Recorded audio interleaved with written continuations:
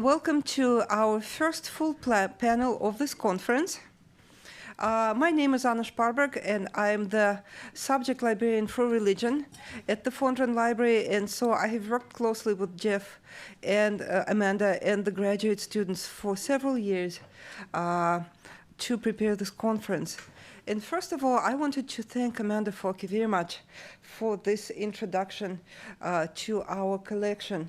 Even though the archives have already been available to researchers, but with this, with the opening of the conference, the morning of the first full day of the conference, it's only appropriate that it was dedicated to showing what we have and introducing our collection to the world so that now it can be said to be officially open for scholars. Yes.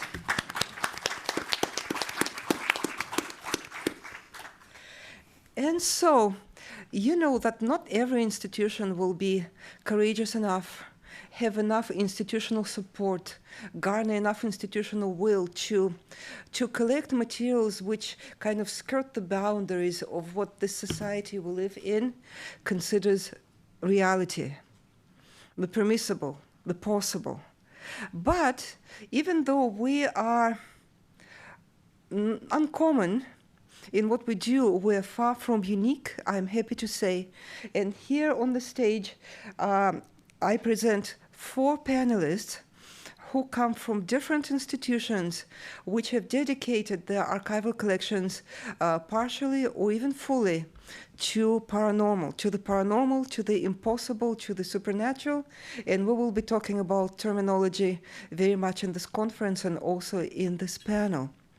And so our panelists come from the United States and from abroad.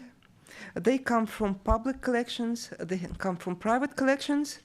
They're here in person, and one of them is remote. So we have a great variety of offerings here. And so without further ado, let me introduce our first panelist. There will be 4 presentations, each of them about 8 minutes long, describing these collections and their holdings, and then there will be discussion. And you will have the opportunity to ask questions at this time. So without further ado, here's Blynne Olivieri, our first panelist. And Blynne is the associate professor at the University of West Georgia, where she leads the Special Collections Department in the Ingram Library. Blynne has been at the University of West Georgia since 2012 and had previously served as the Pacific Northwest curator at the University of Washington Libraries. She is active professionally in the ALA, American Library Association, the Society of Georgia Archivists, and the Association of Centers for the Study of Congress. And Blynne was a senior fellow at UCLA's Graduate School of Education and Information Studies in 2016 and was University of West Georgia's Faculty Member of the Year in 2019. So, ladies and gentlemen, I present to you Blynne Olivieri.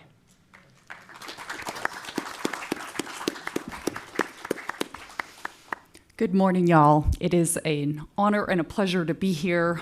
I feel so great being in a room with folks so we can talk about these types of materials. At the University of West Georgia, we are a doctoral granting public university nestled outside of the immediate Atlanta perimeter, so definitely in the Atlanta metro area.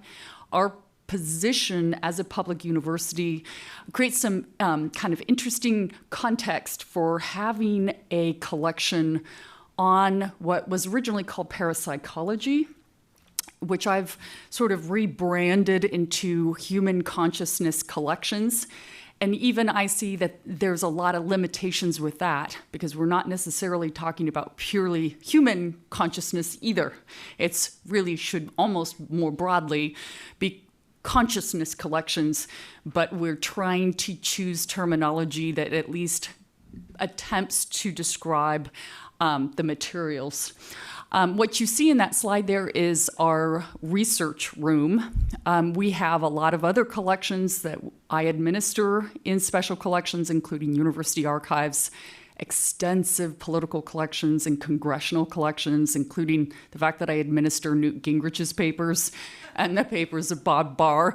It's an interesting juxtaposition, and I want to reassure you all that a lot of the interest, both in our search hits on our finding aids, as well as our reference questions, our human consciousness collections actually beat Gingrich.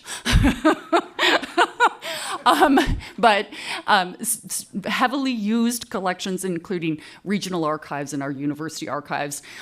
We hold rare books, rare maps, and archival materials. So in our human consciousness collections, we have exceptionally strong and deep holdings for print and serials, including materials that are published in different languages. And I think probably, according to OCLC, which is kind of an international catalog, probably one of the best holdings of international serials on sort of parapsychology, paranormal, probably. I think we have exceptionally strong holdings in that. And our archival collections.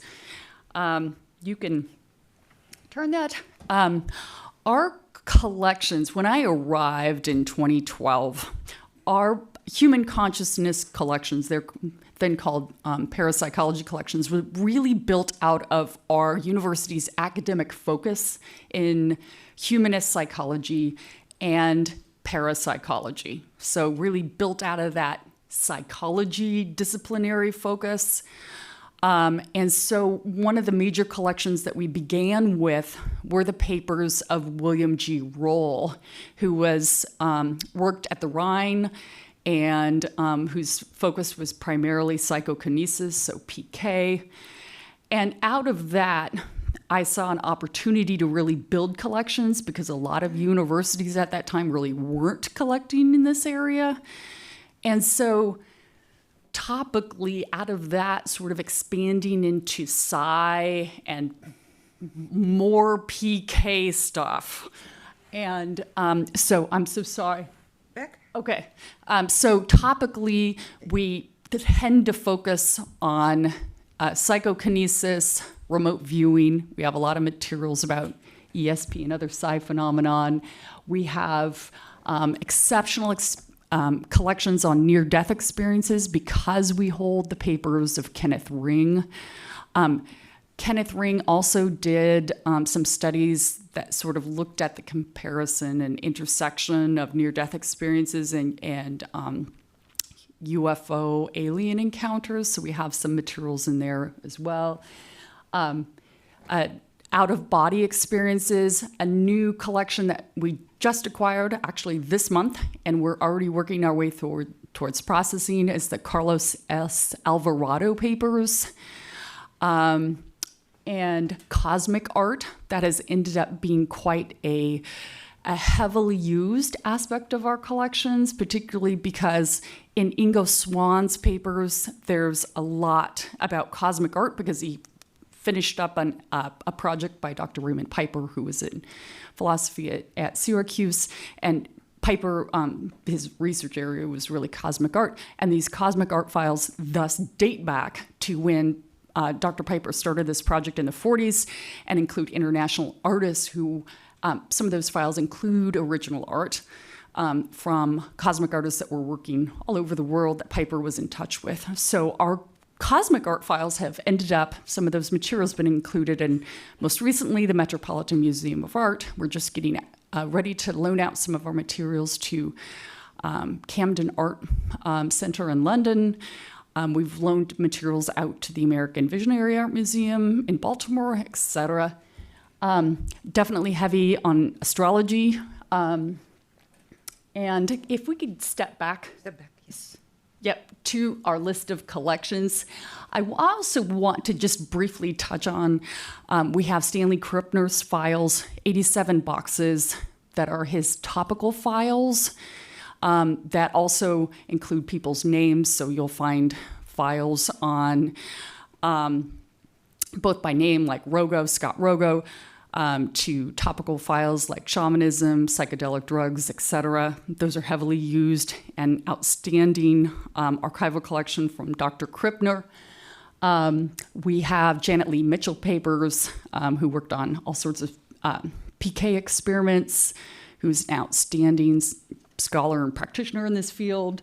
Angela Thompson-Smith, who was a founding board member of IRVA. We also have an IRVA DVD collection, and many more, including a newly acquired collection that's already been processed from really an enthusiast named Philip C. Paul, who wrote book reviews. His papers include some really interesting things about UFOs because he was in the Air Force and he sort of used his military position to try to poke and prod to see what he could get in terms of the military to disclose encounters. So there's some really interesting files there, as well as his library that was salvageable out of a mouse-ridden, still mice extant, insect-ridden, critter urine infested, humidity and mold-damaged library of his very famous library. So salvaged what we could, included some materials about UFOs as well, and spiritualism, and some gaps in our collections. We have extensive print materials, as I mentioned, the David Wayne Hooks books, Bill Roll's collection, Ingo Swann's library, the Philip C. Paul library, and more. Okay. All right. Because of our academic situation, thankfully, we do a lot. We teach. I'm tenure-track faculty. I teach semester-long courses. I'm part of the faculty for our graduate school as well. So I host and teach graduate students in archival practicums in special collections, which has been wonderful. Some of you in this field know Deborah Katz. She did one of her doctoral courses, archival practicums in special collections with me. We collect, we preserve, we provide public access. I do a lot of virtual reference interviews. We do exhibitions. We co-sponsor the William G. Roll Lecture Series. There's one coming up March 12th. That one is Nan Zingroni, who's the wife of Carlos Alvarado. And then we also just opened, and are after this whole COVID pandemic, the Ingo Swann Research Fellowship. So because of our situation and the support for our collections and us as an academic unit, we're able to do quite a bit, for which I'm thankful. Finding our collections, these are some quick links to searching. The next slide includes our email address, and I am happy to meet with anyone virtually, over the phone, etc., to help guide through the collections. Thank you. And so now let me introduce our second panelist, and this is Clas Svahn, who is an author and journalist and the board member of Archives for the Unexplained, based in Norrköping, Sweden. Quite good. So Clas is the chairman for the Archives for the Unexplained in Sweden, also called the AFU. AFU was founded in 1973 and today spans over 6,500 square feet and 4,000 yards of shelf capacity. Clas Svahn has been a professional journalist since 1978 and employed with Sweden's largest newspaper, Dagens Nyheter, good enough. since 1990. He is international director for the UFO Sweden and has been investigating reports of alleged UFOs since 1974. Clas is the author of nearly 30 books and is a frequent expert on Swedish radio and TV and lecturer. and he lives outside Stockholm with his wife Anneli and his 2 grandsons. So it's up to you, Clas. Thank you. I have compiled an 8-minute presentation on a video clip, so you will take a look at our archives from distance. I just want to say, and of course, thank Jeff and his crew for this fantastic opportunity to come here and meet with other archivists, which is fantastic, really fantastic. That what you're going to see now is the work being done since 1973, and you will see collections from more than 300 individuals and organizations all around the world. And as Jacques indicated earlier, we are the custodians. We are taking care of the legacy for those people that have spent their lives assembling the information, the paperwork. And it's a huge responsibility. So welcome to a short presentation. It may be a little hastily filmed from time to time, but welcome to AFU.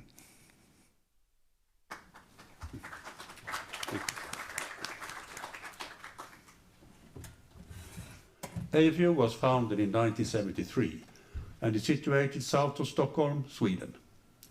And even though we are a physical archive, some of it can be accessed through our download page. AFU consists of 15 localities spanning over 7,000 square feet with a shelf capacity of nearly 4,000 yards. Much of the files and books that finds their way to AFU arrives through our staff traveling to the US, Great Britain, and many other countries. And here you can see our HQ with some of the men and women working there.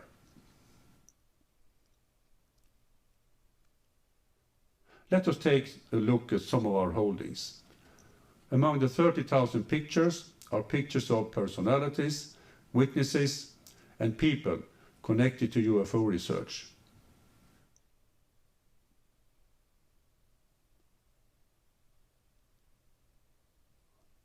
And of course, of alleged UFOs.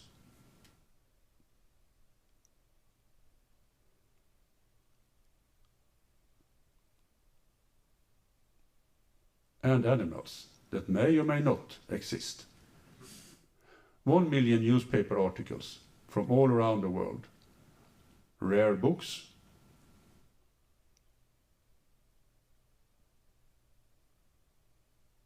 Posters.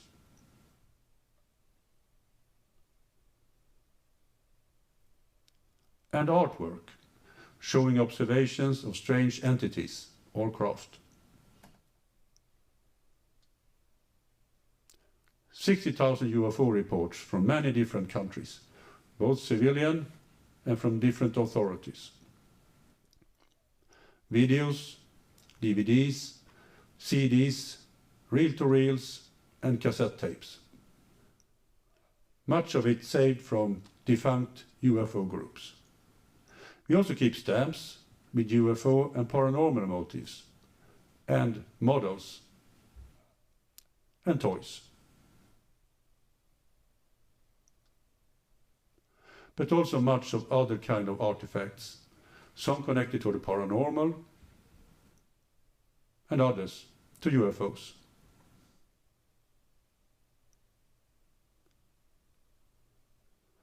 Every collection arrives at the sorting area. Here all paperwork is eventually labeled and put into acid-free boxes and catalogued.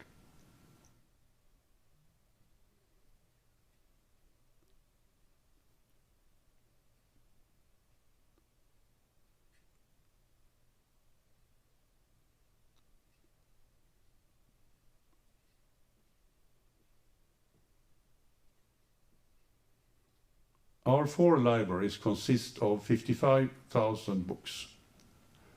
One of them is devoted to UFOs and connected topics.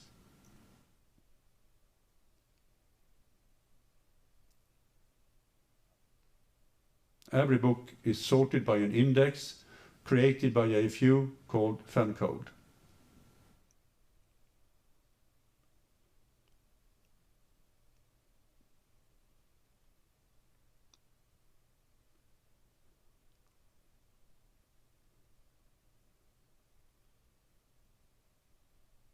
The same goes for our paranormal library, built and expanded from a donation of 8,000 books from paranormal researcher and author Hilary Evans and his wife Mary in London.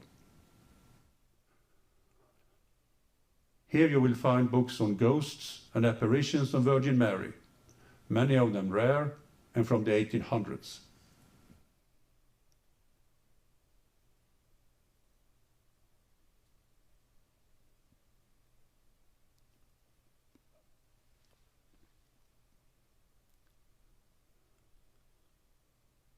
As well as very hard to find magazines.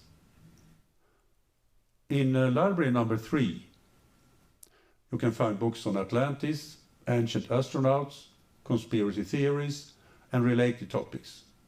Right now, also, the American physicist William Corley's files of unusual natural phenomena are situated here before they will be moved into yet another locality. And also, part of the late American ufologist Wendell Stevens' correspondence.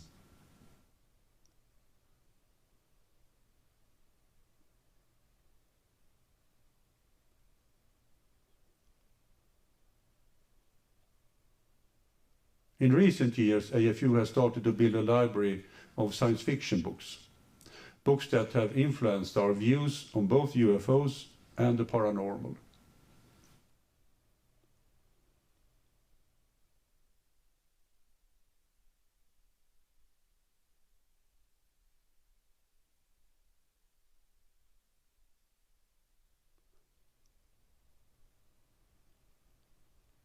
One of our largest collections consists of 60,000 magazines from more than 60 countries, all sorted in compact mobile shelves. This local is also the home for files from Swedish UFO groups dating back 70 years.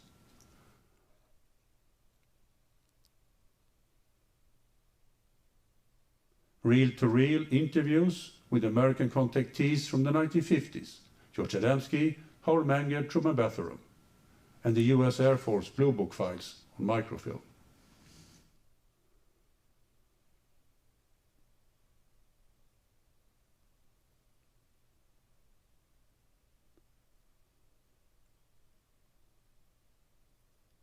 One of the rooms harbors the files from the defunct Spanish UFO group, Centro de Estudios Interplanetarios, which folded after 50 years of activity.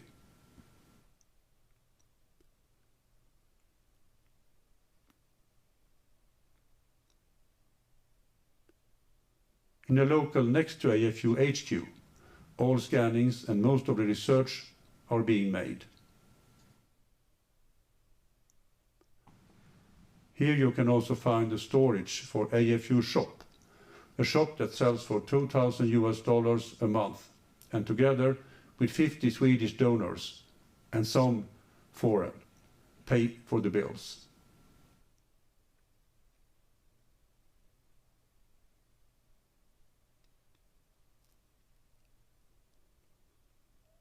AFU have yet 5 more locals, most of them storage areas. Our newest facility is waiting for another 500 yards of mobile shelves. And we are always looking for more to save and to continue helping researchers all around the world. Thank you.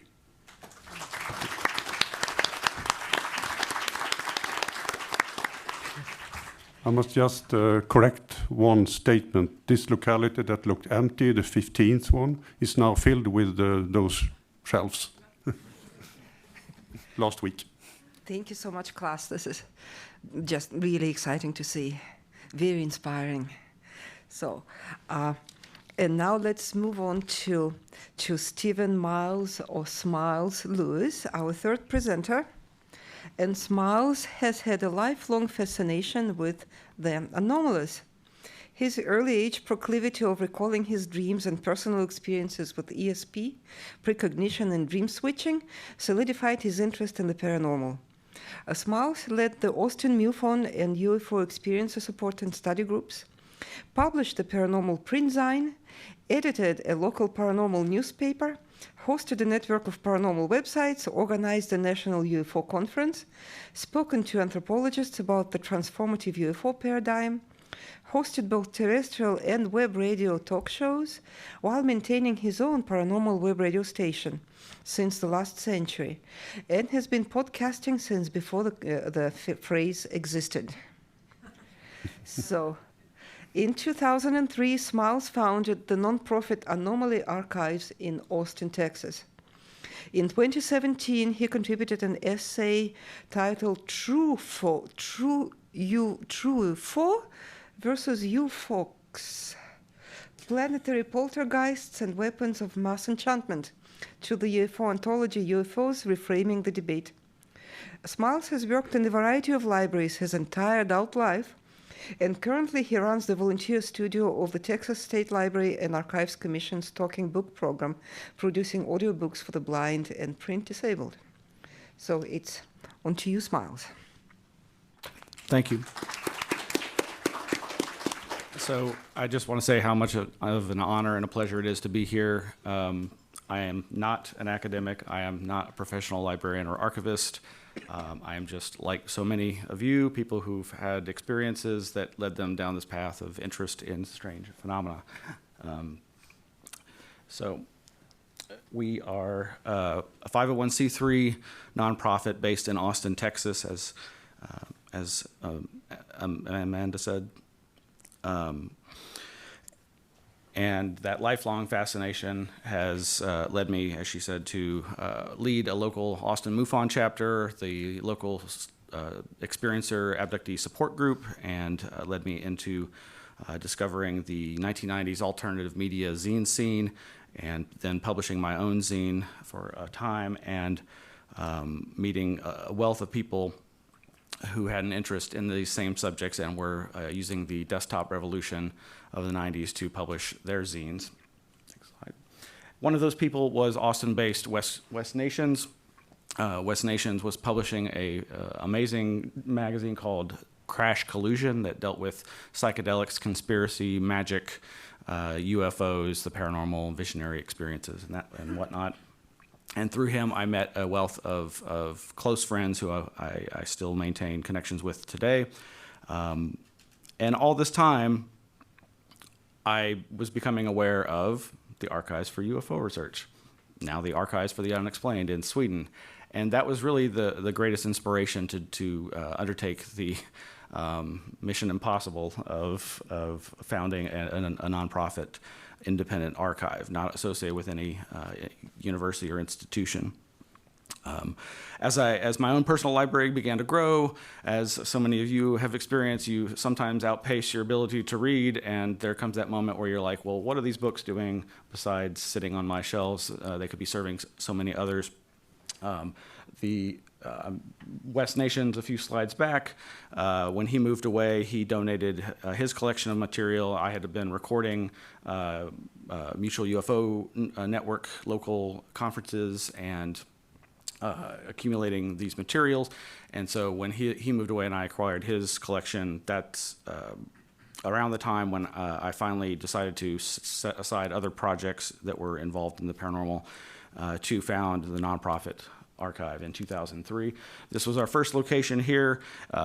We literally were in the first small garage in the front there and just renovated it to accommodate our first 1,000 books and magazines and periodicals. And next slide, please. When we moved to our next location, we were gifted with our largest collection to date, and that is the personal library of rare book collector and seller, Bob Gerard, who was notorious. Some described him as the Marcel Proust of the UFO scene because he was constantly writing these little micro reviews of all the products that he was selling, these books and magazines, and he was pretty brutal in his assessment of them as he tried to sell them to you.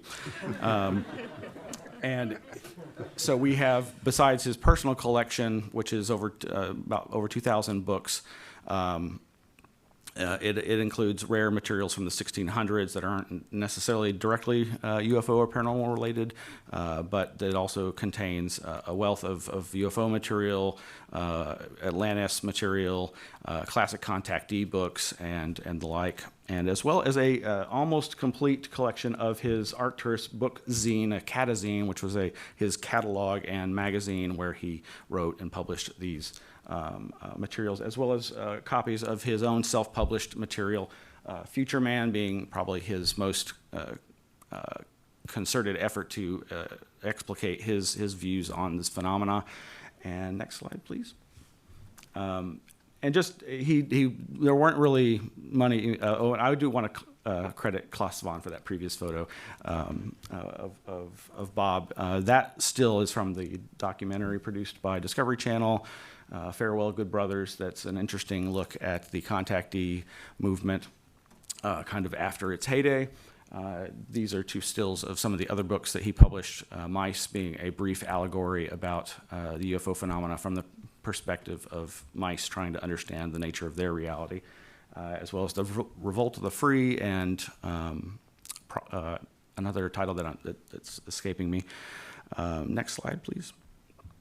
So we collect a number of other collections. Over the years, we've had a wide variety of people, both experiencers and researchers, donate their materials to us.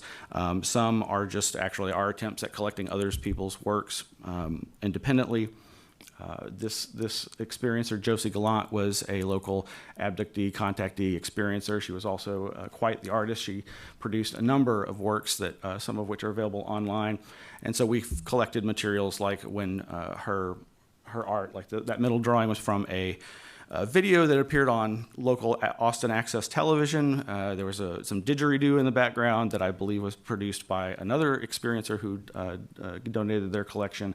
And she had quite an extensive website. So besides the books and the correspondence of people that we're collecting, we're also trying to do, as has been described, collect digital collections, artifacts, and other ephemera that make up the world of the researchers and experiencers exploring these realities. Two other donated collections include that of Dennis Stacy, who wrote for Omni Magazine, was also for a time the editor of the MUFON UFO Journal, who also wrote articles on the UFO subject, including for the then current 1947 to 1957 book. And his collection includes a lot of correspondence as well. Also, a researcher on the West Texas Marfa Lights, a former aerospace engineer, James Bunnell. He's donated some of his personal library, and they're examples of researchers whose collections we have. We also have some collections donated from local hypnotherapist, past life regression therapist, Rebecca Lynn Clark. And though we don't have Dr. Turner's collection, I bring up her in reference to our next collection. The book Taken was published and translated into many, many different languages. There was a copy of a Japanese translation there, and this was a focused book on 8 abductees, one of whom turned out to be an abductee from Austin, Texas. Next slide. Jana Ganth, who also was an artist. There's some examples of her work, at least one of which we are in possession of. And we were gifted with her personal library. And next slide. She kept voluminous daily diaries of the strange experiences and sightings that she was having. And so we have just notebook upon notebook upon notebook of her dream journal, her almost daily, weekly sightings of strange phenomena. And this slide is a great example, though, of on the right there is the scribblings of her personal sighting of a UFO when she was called by the local MUFON representative and said, "Hey, we're hearing reports of a triangular lighted object over Lago Vista. Can you go out and see if you can see it from where you are?" She could. Her mother was with her. She saw it too. She took copious notes. She submitted the MUFON report that you can see up there. Now, as is the challenge with these things, many of the MUFON reports are digitized and online. You will not find that one there because it's before the time that they've managed to digitize. And then on the left there is an example of the newspaper article that came out a few days later talking about that sighting. So next slide. At the height of our organization's progress, we managed to procure some office space within this wonderful facility in downtown Austin, right there on the interstate frontage road. And we really felt we'd kind of reached a new level. Things were looking up. We had enough space to finally unpack that massive Gerard collection and finish cataloging it. And we had an event space, not as grand as this, but a place that we could hold our public lectures. And it was in a prime location in central Austin, and we were trying to keep Austin weird. And then the pandemic happened. Next slide. So one of the last significant collections that we acquired is that of Bob Durant. Bob Durant was a former military and commercial aviation pilot, and who had a fascination with things like psychic remote viewing, and Ingo Svahn, whose painting you can see in the background there. And of course, he's reading a copy of Paul Smith's book, Reading the Enemy's Mind. He was very also focused on UFOs and cryptozoology. He served on the board of SITU, the Society for the Investigation of the Unexplained, a famous cryptozoology-oriented organization, and was very much a proponent of Roswell. And we received his personal book collection, or a good portion of it, as well as 5 boxes of his personal correspondence and other materials, as you've seen in other photos, boxes of home recordings, audio, and whatnot. And so we're still working on cataloging that. It's been a little difficult since the pandemic. Next slide. So before the pandemic, we tried to make these materials available through public access. We have no paid staff. It's all volunteer run, no significant budget to speak of. And we were really gaining ground, getting a lot more volunteers involved. And we tried to make those materials searchable by creating finding aids. And we're slowly getting our finding aids up on the TARO, Texas Archival Resources Online website. So that we can hopefully make it easier for folks like yourselves and others to find these materials and then come to us and gain access to them. This is incredibly difficult now, though, because as of the beginning of 2021, we have been in storage because of the pandemic. We basically lost our lease and are struggling to find our path forward. And so it is very bittersweet to be here. Next slide. But we will continue to try to do outreach as we have in the past, tabling at events that we think will have resonance. There's a science fiction film festival in Austin called Otherworlds Austin that we've tabled at and gotten really good response to.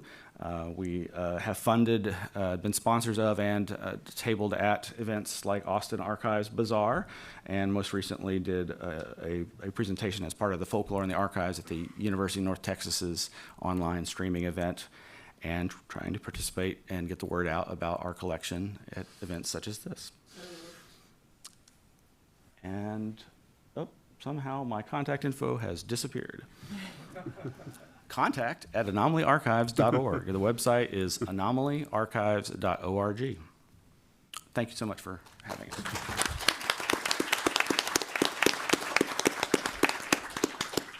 Thank you very much, Smiles. It was fascinating, and I did know about the existence of your archive, but I had no idea of its scope and ambition and rich history.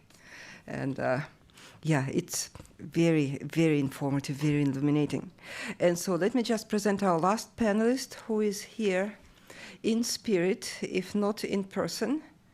And that is rather appropriate, because the collection we'll be talking about deals mostly with spiritualist materials from the beginning of the 20th century, about 100 years ago.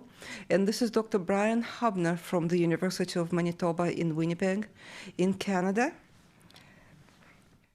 Dr. Habner is an archivist with the University of Manitoba Archives and the Special Collections, and he holds Master of Arts degree in History and Archival Studies from the University of Manitoba.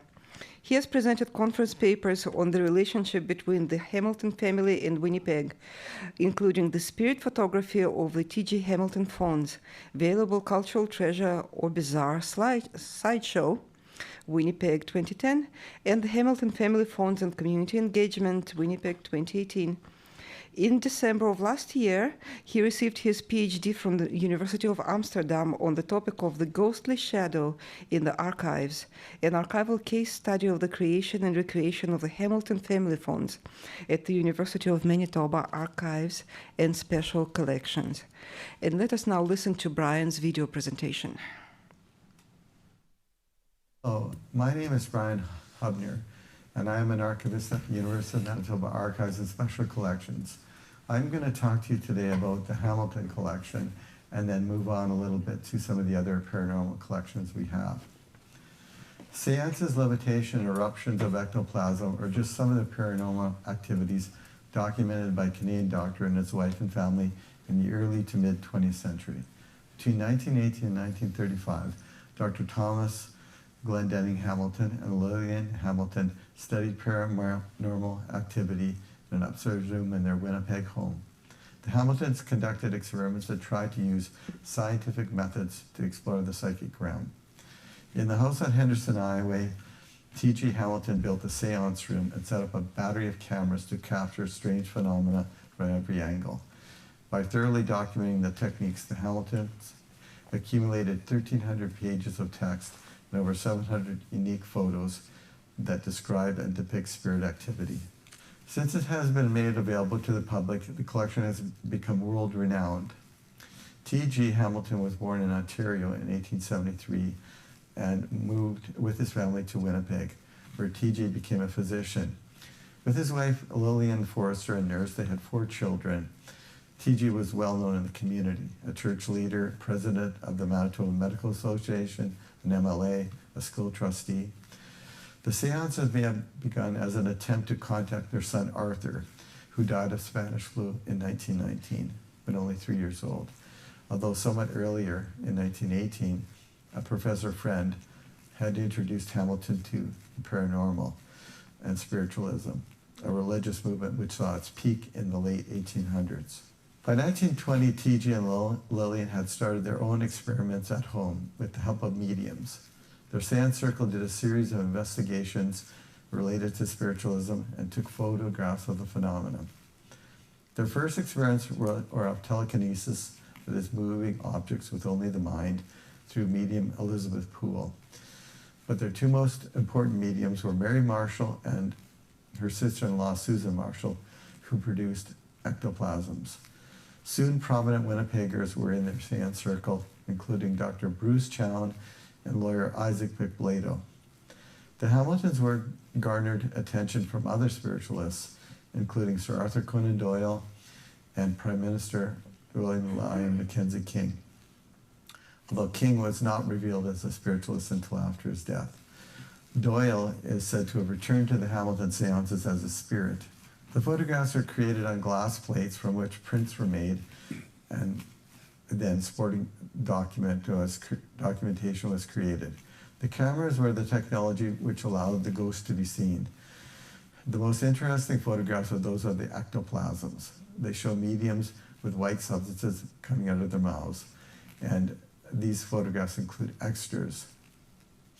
There's even a photograph of Conan Doyle in the ectoplasm. Hamilton and his family were trying to prove in what they thought was a scientific way that spirits were real and we can contact them. After his activities were revealed to the public, Hamilton gave more than 80 talks across Canada and Europe. The photographs are certainly one of the most complete collections of such investigations in the world. People have used them to create new things or gives them inspiration to create plays, novels, feature films, documentaries, academic articles, academic books, paintings. It is always surprising what they do with them. We do not know exactly how they were produced. unless they were actual manifestations of spirits. It is thought perhaps Lillian helped make the images to console her husband about their son's death. Why they created is more important. These people were trying to prove that there was something beyond our life and that we could communicate with those who had passed on. When the Hamilton Fall came into the archives in the early 1980s, there was no equivalent collection and few others in the world. Even though archivist Dr. Richard Bennett, who made the final decision, was very open to them, there was a feeling among some that they would discredit the archives and create a stigma about having such a perhaps fake collection. We are glad he took them. When we take in a similar collection to Hamilton, we take it seriously and respect it. And people see there's a space for these collections, and they are thus willing to donate. Since then, almost 50 collections have followed the Hamilton images into the archives, and more are arriving all the time. This was not even imagined in 1979 when T.G. and Lillian's daughter first came to the archives. I'm going to talk a little bit about the collections that have come into the archives after the Hamilton donation in 1979-80. Since then, about 50 collections have been donated. These range from textual materials of mediums, automatic writing, seance tapes, a whole host of artifacts, and spirit writings. And I'm just going to highlight a few of them. Of those 50, about 10 are related to the Hamiltons. That is, people, their children, grandchildren, people involved in the seances have donated, and they've really increased and strengthened the original donation. But since then, we've received many collections, often through the contact of Walter Meyer-Zuerpen or myself or Shelley Sweeney. And some of the things I'm going to highlight for you now. They include spirit stones, spirit cards, and a Ouija board, which was owned by Eileen Sykes, who was Hamilton's recorder and secretary. Material related to spiritualist churches. These are organized churches that existed and still exist in Canada. You can see there's some dowsing rods or divining apparatus here. Some of the collections are one item or one box, but we have some that are large volumes of material, like those of Dr. Bernard Grad, a Montreal professor who was involved in examining the paranormal. We have a collection of the grandfather of Dan Aykroyd, came by his father Peter Aykroyd, and many other interesting collections. And in fact, some of the most recent ones are UFO collections, and these are come through Chris Rukowski, who works for the university but is one of the leading UFO researchers in Canada, and I believe it is the second biggest collection of UFO material in Canada. So our collection is always growing and always in demand, and it's actually becoming, in some ways, although we have prairie agriculture and prairie literature, one of our featured collections. Thank you very much, Brian, for your presentation. Well, so now we have heard from representatives of 4 very interesting, very diverse collections. And so now our discussion can now start.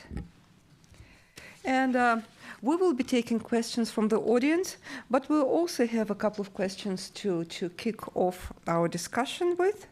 And so I would like to to start with something that already was mentioned at the end of Amanda's presentation during that question and answer session, and that is the question of terminology. Given that there are many descriptive words we can use to describe collections of this kind, some of which can be controversial in the community of researchers and searchers, how do you make choices about description? And if any one of you would like to start off, I know that Blynne and Amanda have already spoken so at medium length about it. So how about you, Smiles? So on our board of directors and our advisory board are currently active, employed, and retired archivists, librarians, and I mainly consult with them as far as how to proceed in those kinds of arenas. The choice of our organizational name, Anomaly, was partly inspired by John Keel, a famous journalist, UFO writer, who published his own magazine of the time called Anomaly, and to me that just seemed like the most inclusive, and for some reason it really appealed to me. So early on I just decided to go with that as kind of an overarching catch-all for the wide variety of categories. This kind of gets to the conversation that I was having last night, and that is a recurring theme of people when they talk about contact experiences, whether they be called alien abduction or experiencer or even encontrant, I think was prevalent for a brief period of time. These terminologies obviously can have a significant effect on how people are able to find this material. I've also, in trying to find ways to categorize our collections internally, defaulted to trying to find how has it been done before, and AFU's Fin Code is one of those resources that I found helpful. Yeah, the Fin Code is something that we had to invent because having 55,000 books on different subjects makes it a little difficult to use the ordinary library system. So we started to build this Fin Code, and if you're interested, we are describing that at afu.se. But from the beginning, AFU was the acronym for Archives for UFO Research, that Smiles indicated. But of course, after some years, we saw that we needed to broaden that acronym. So in the end now, we are called Archives for the Unexplained, since we are very, very broad in what we collect. We collect everything from, as I said, the William Corley's collection of unusual natural phenomena to paranormal stuff, Atlantis, automatic writing, and UFOs, and anything and everything you don't understand, you can find at AFU. And if you're interested to read about it, I have this book I wrote about AFU with me. If you want to take a look or buy it, it's online as well. But we haven't had no big problems with calling us AFU or Unexplained or UFO in the end. People are finding us, and we have a very good reputation for taking care of files and material. So I think what we are being called today is really encompasses what we would like to be in the future. Thank you, Clas. And let me also read here the answer to the same question from Brian Hubner, which he has sent to us. Unfortunately, Brian was not able to make it to Houston, so he is participating in this remote way. We most often use the term psychical, but also paranormal or parapsychology to describe these materials. If a donor uses a term to describe a collection, we genuinely respect it. Hamilton's investigations were often considered in the context of spiritualism, although he or his family were not spiritualists themselves. Most often it has pointed out to us to use these terms carefully, as the formal spiritualist churches and the spiritualist movement of the 19th century was not connected with Hamilton. Because his photographs are also not ghost of spirit photos, which were largely created in the mid-19th century in the United States, England, and France. So it seems to me, in general, especially relying on responses from, keeping in mind responses from Clas and Smiles and also Blynne, and also our own experience with, renaming archives of the paranormal, right? Archives of the impossible. There seems to be a drift that I perceive from more particular, more specific to more general, and an attempt to cover more areas, to use broader terms. So that to underscore the fact or the supposition that all of these phenomena are in some way connected. And does anybody on the panel or maybe in the audience have any remarks about this? Yes, I have a question right here in the second row.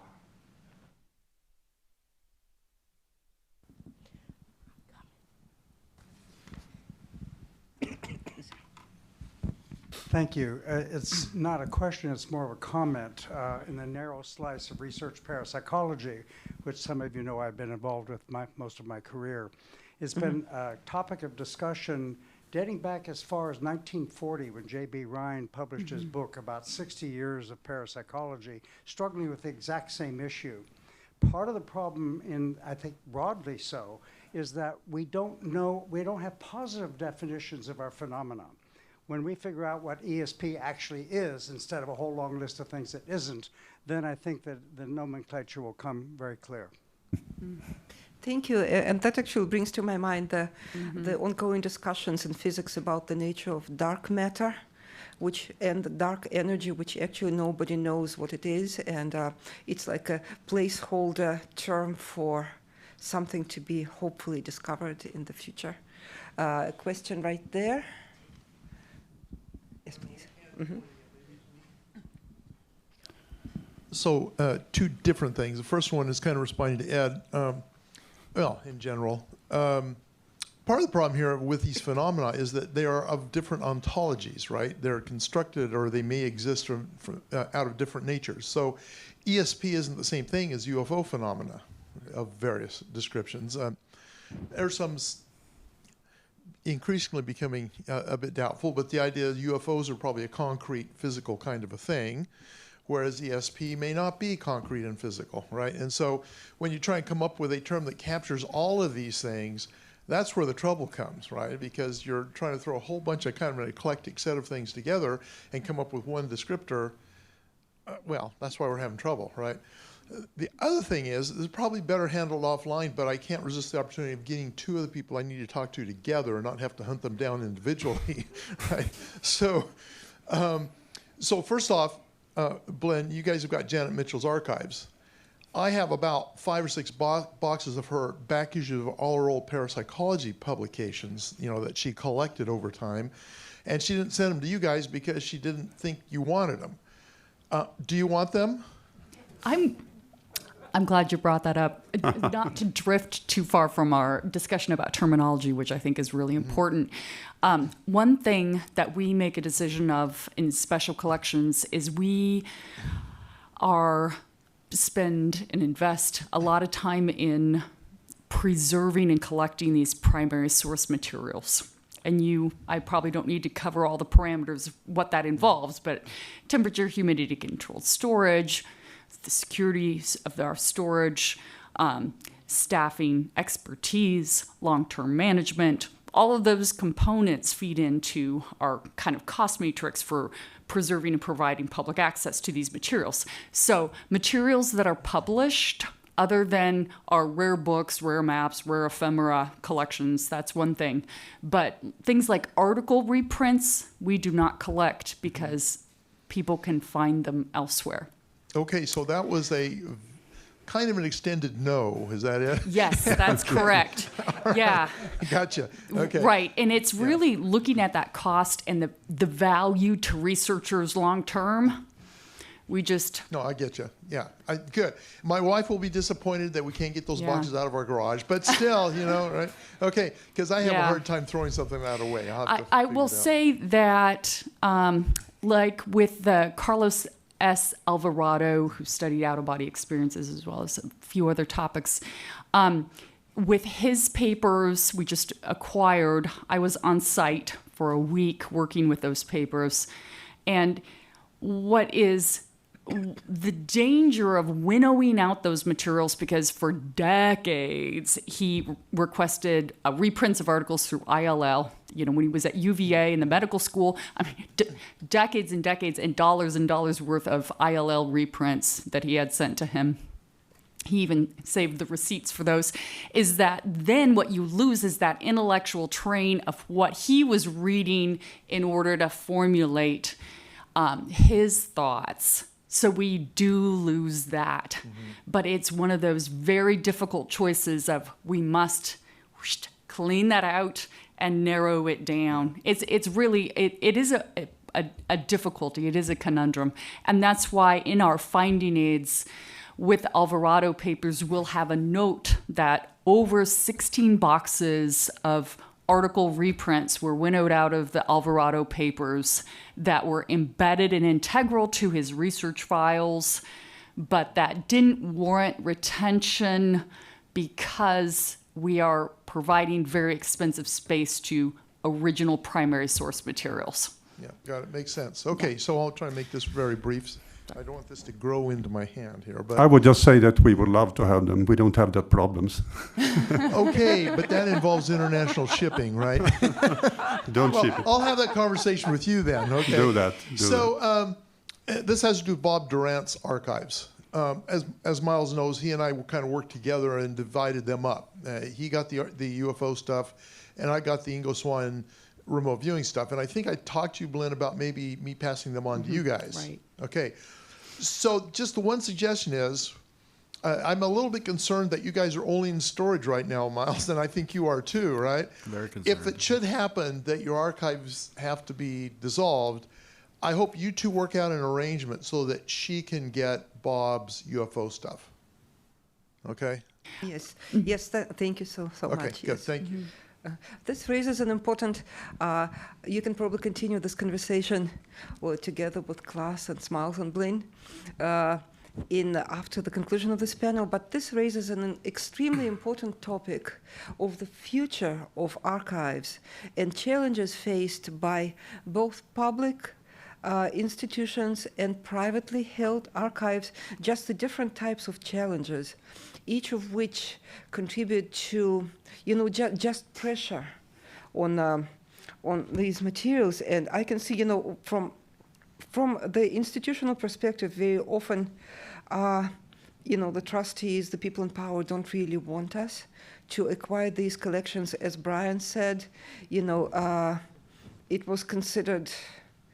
People looked down on the Hamilton funds when they were first acquired in the 1980s. And there was also a lot of suspicion, I'm sure, a lot of pressure on the University of West Georgia archives, right? So we had to tread carefully. On the other hand, we do have the space mostly, and we have the funding, and we have the staff. But the private institutions, on the other hand, always have to be mindful of these challenges. So in the case of Smiles, we have the Anomaly Archives in Austin. Now there is no location for actually displaying these collections and doing work. And from what I understand, the AFU in Sweden has dispersed locations in over a dozen areas. Well, it's on the same street, so They're all on the same street. it's 15 localities on the same street. And we have chosen to be funded by donators, around 50 or 55 people who are putting money into every month to run AFU, which is a very good decision, I think, because if we lose some, we can find some more. And we also sell surplus. We are collecting a second copy of every book in the library. The third one we are selling through AFU Bookshop.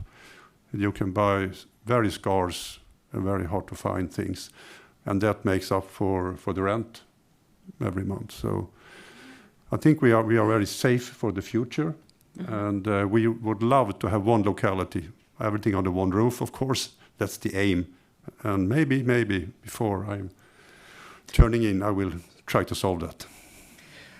So you are not in any way supported by the Swedish government? No, not at all. I heard a presentation by an institution based in the Netherlands called Stiftung Het Borgman Fonds, and that is an institution which collects archives from private holders, from people, and then does not actually store them, but places them in the government-owned libraries and archives in the Netherlands, and I think maybe also in the neighboring countries, and that is supported by the government. So, our funding situation is always, different fluent and influx, and I'm happy that things are going well with a few. We are too. Yes. Any other remarks from anybody? I'll just add, because you mentioned the University of West Georgia. So as a public institution in the state of Georgia, of which many of you are probably aware of kind of the political context of Georgia, one of the things that I explain is the importance of asking questions, and that this, as within our academic setting, the importance of discourse and asking those questions and building curiosity in students. So that's something I position very carefully, and that's also kind of the terminology for the collections as well, kind of those human consciousness collections. And I think that one thing that helps with an academic setting is sort of that funding infrastructure and that intellectual structure. And me as a faculty member, thankfully, having the intellectual freedom of a faculty member, and I'm striving to help preserve that, particularly in times when tenure is under threat all across the United States in public institutions. And even now in Georgia, as in other state legislatures, you know, as professors were even questioned about, and even K through 12 educators are questioned about, you can't mention the history of white supremacy or patriarchy in the United States, nothing that could be perceived as divisive or and these are very difficult times, and I think that positioning ourselves in terms of that right to question and the right to dialogue about these things is really, I think, a fundamental part of my job, not only for our human consciousness collections, but for our political collections, our university archives, which are rife with, our university was founded on a plantation, you know, that students and every scholar and member of the public who uses our collections should have the right to view these materials and to discuss them. Thank you very much, Blynne, and that actually leads me very well into our next question, which is the broad subject of dangerous archives, and that involves cancel culture, censorship, and perceived abuses of archival collections and manipulation of beliefs towards terrible ends. And so would anybody else would like to contribute to any of these topics? I think that was my question. And just to lead from the previous one, I would cite the oral history clip that you played of Jacques talking about the dangers of even institutions deciding on a whim that these collections no longer are valid. And I'd have no idea what the legal pursuit would be to protect them. I assume those discussions have been had here. But yeah, the question of dangerous archives and cancel culture, obviously there's, with attempts to ban books, this idea of trying to suppress information that people largely don't even know about or understand because they won't actually read the material that they're trying to ban is dangerous. There's a rhetoric professor, Jenny Rice, who wrote a book called Awful Archives that was brought to my attention because we're mentioned in it. Thankfully, not necessarily as being an example of an awful archive, but the scope of her work is very interesting. There's a number of moments where she talks about the archiving urge and principles and likens some of them to Nazi Germany and the horrors that were perpetrated in the name of science and cataloging and things of that nature. And it's the kind of thing I don't know exactly how to start a conversation about that, but given the climate that we're in and the actual possible dangers of people getting access to material, the lists of contactees, abductees that wrote to Whitley. Obviously, the protections that you've put in place in terms of moratorium of time and the restrictions on use are important, because data can be harvested for purposes that go in directions that none of us want to see.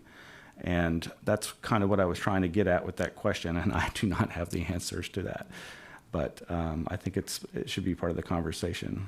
Thank you so much, Smiles. And Amanda can tell us about the steps that we have taken to safeguard the identity of the people, for example, the writers of the letters in the Shparberg collection. I would say that is a process that we're still undergoing. It is accessible, and we have conversations with researchers about not using the personally identifiable information of the writers. Is it possible that there would be bad actors out there abusing the information? Yes, there's always that risk. There's personally identifiable information just everywhere in archives. You can't redact every single piece of that kind of information. So we try to strike a balance between the greater good of providing access and that risk that somebody might do something that we would consider a bad action with the information. It's risk tolerance. It's something that we discuss with the donors individually about their collections. And so we try to make those terms of access clear in the guides to the collections, but it's always challenging and always imperfect, I would say. I mean, protecting witnesses is one of our biggest problems, I should say. We have 60,000 UFO reports. Every single one of them has a witness name, address, other facts. And people are demanding that we are putting as much as we can online for free. Everything should be free, of course. But doing this and making this accessible without hurting all those informers, it's impossible. So we must do this redaction before we can put them online. But people are eager to see and not to pay and think that we are running this as a free lunch. No, it is a problem. It really is a problem. And we are writing copyright agreements with lots of people when we are publishing those UFO magazines, which are loads of them online on the AFU download. All of them that are accessible there, we have copyright agreements with the publisher. We have at least as many, 5 terabytes more that are not online, but are scanned, that we cannot publish because of those roads. Mm-hmm. Thank you very much, Clas. Yeah, are there any questions from the audience about the dangerous archives and preserving confidentiality? All right, thank you very much. So let's just move on to, before I move on to our next question, I just wanted to mention that we put up an exhibit, a physical exhibit in Fondren Library dedicated to the archives, which Amanda and I heartily recommend to you to view. It's a short walk, maybe like a 5-10 minute walk from here to the library. But we were faced with the problem of hiding the identities of letter writers. So in the Whitley Shparberg case, we selected a letter where we took pains to screen the signature and the name, any identifying characteristics. And actually, I wanted to mention this because this letter, even though the majority of letters are from the United States, but this one actually came from Sweden. And it includes a very nice picture of the UFO sighting that this witness had in the Swedish countryside. So nice. Yes. Yeah. So the next question that comes up. Oh yeah, and by the way, let me just quickly read the response from Brian Hubner. This has not really been an issue for us to date. We know some Hamilton images have been used in semi-pornographic ways on the internet, but we have not interfering with this, or should we? That's the question. So moving on to the next topic, we have a question about the nature of artifacts. And artifacts often come as part of paranormal donations, such as seance tables, spirit stones, dowsing rods, Ouija boards, photographic equipment, and such.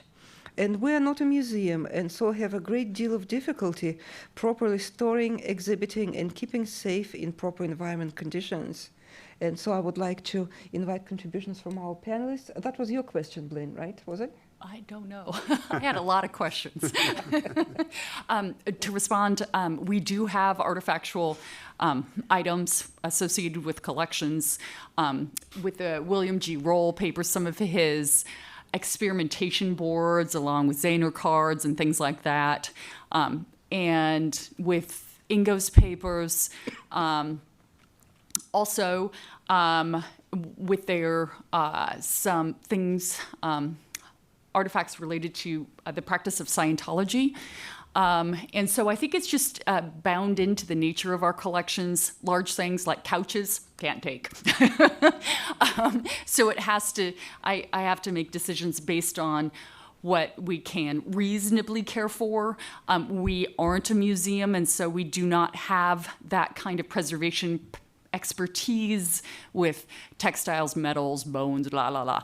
Our expertise as archivists and librarians are in paper, film-based materials, and digital files. But nonetheless, some of those artifacts are really part and parcel of those archival collections and end up helping students and users really understand the collections much better.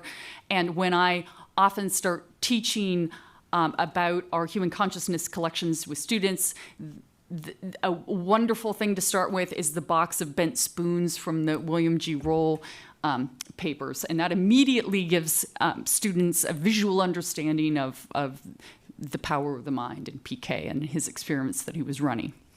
Thank you. I believe we also have spoons bent by Uri Geller, right? Yeah, but we could not put them on display from what I remember. Amanda? Yes, yes, we do. And we didn't wind up putting those out. And we do also struggle with storage of materials and proper preservation of those kinds of other materials. So large items we usually do wind up having to say no to, same as in your experience. But we do like to have some of them because I agree they're wonderful teaching tools. They're wonderful items to put out in exhibits. And so, you may not consider them as strong research materials, but they are also, they really are important outreach and like inspiration tools. So they're things that we use to get people's attention and bring them in to start using the rest of the archives. Can I jump back in for 1 minute? What I have found in my experience is that tools are an incredibly important component of this field, and it is, you almost can't separate it out. So we also have the Cleve Baxter papers and some of the tools that he used in his experiments with his plants. And so the tools, I think the measurement tools are just almost so integral that they cannot be separated out.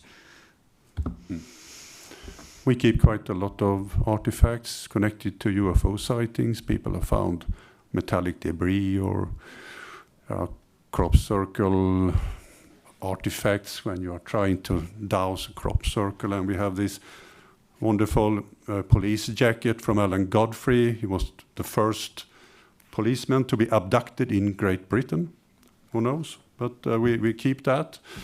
And as you saw in my presentation, there are lots of toys and models and other things. We have thousands of artifacts. And I would like them to be much better taken care of course, but we do as good as we can. And we do display them from time to time.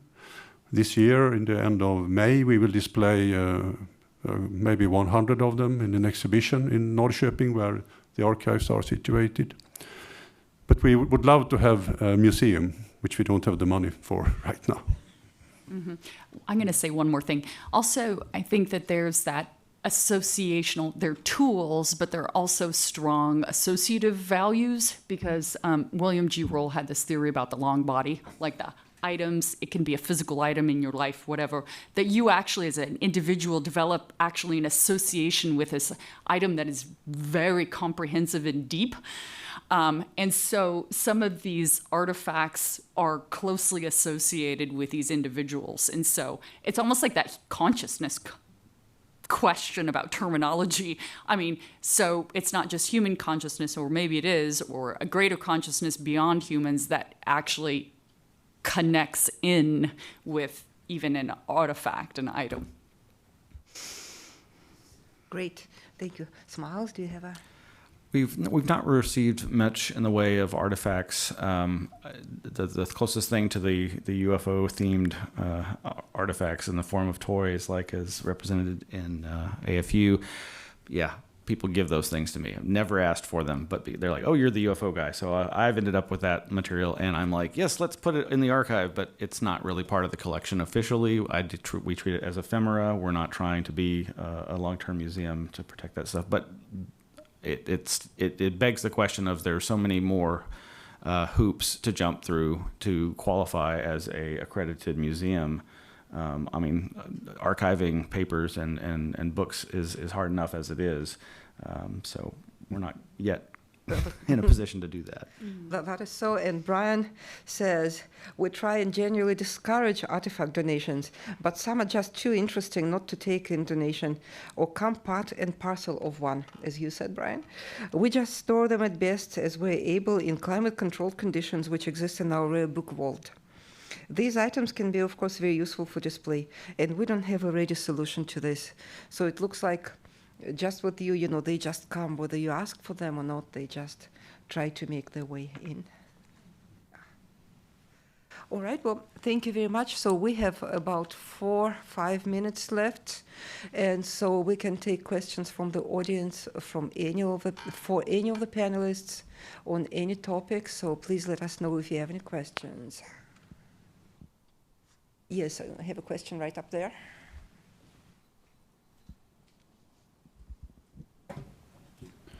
So, of course, we're living in a digital age now, and I know on my job, I pull out the letterhead maybe twice a year. So my question is, what is the future of archiving, especially when there aren't actual artifacts? It's always important to keep the original documents, of course, and scanning and make them available. But the problem I see is that it's very hard to get people's computers, their emails. When they are passing, your relatives are maybe not giving us the computers. Sometimes I get them to send the hard drives, but it's sometimes very difficult to access their emails, which is, of course, much easier when you're writing a letter if you keep a copy. That is one of my biggest problems, really, how to preserve that. And of course, there are different formats that change over time, which you must also adjust to, which is a huge undertaking, which we are trying to do. But we are sitting there with floppy disks, not easy. And diskettes, not easy anymore. Thank you, Clas. Amanda? That is a really, really great question. It's a big challenge because it's easy to come across a cedar chest with letters tied up with ribbon or journals. Those things are stable formats that are going to sit there and can wait for you to find them in another 100 years, mostly. Digital formats are definitely challenging because usually, unless they're publicly accessible already, somebody's email account is a great example. You need to have permission to get to that. So somebody needs to have thought ahead of time that they want you to have that and talk to you about it. So we do try to do some outreach with people about personal archiving and making plans for your digital afterlife. It is possible to preserve someone's entire email account and provide access to it. And we have a lot of digital tools, but you have to have the stuff. We have legacy media tools to capture content off of floppy disks and zip drives and different kinds of things, and we do that, and we preserve it in our dark archive. unless they're things that make sense to put online publicly. But just getting the things in the first place is a big deal, and really, so you might get someone's computer, yes, okay, but then do you also have their email password and all those things? It really requires a conversation ahead of time. And sometimes people intend to do that, but they leave before they get to it, or all sorts of reasons why that can be challenging. So it's a big challenge. Thank you very much. I think we have time for just one more quick question. Anyone? Anyone? Okay, all right. You? Please.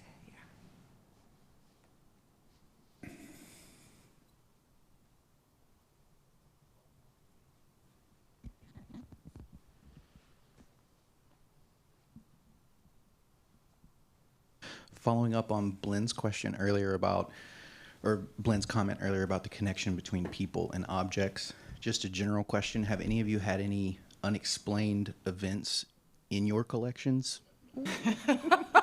In or around your collections, physical or digital? I haven't, but I'm going to be on the lookout extra. Well, but things are vanishing, you know.